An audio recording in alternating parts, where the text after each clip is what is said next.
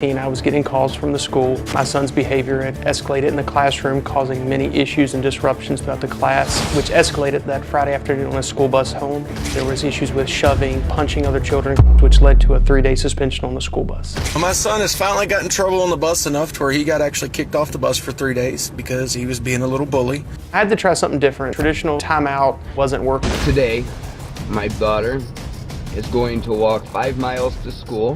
When I first told her she had to walk to school for her punishment, I don't think she believed me.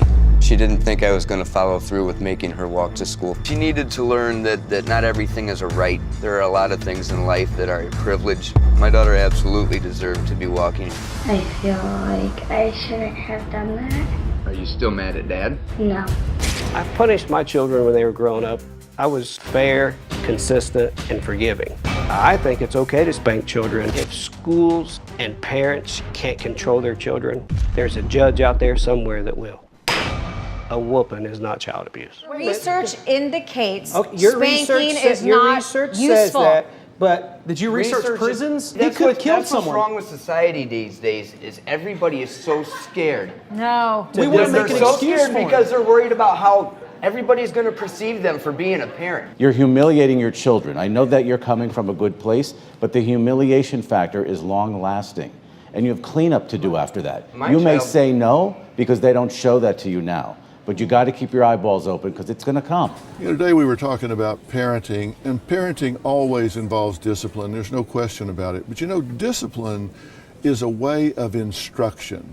And I think about discipline as being a synonym for instruction, because otherwise, why are you doing it? If it's just to suppress behavior, when the discipline stops, the behavior is going to come back if nothing is learned.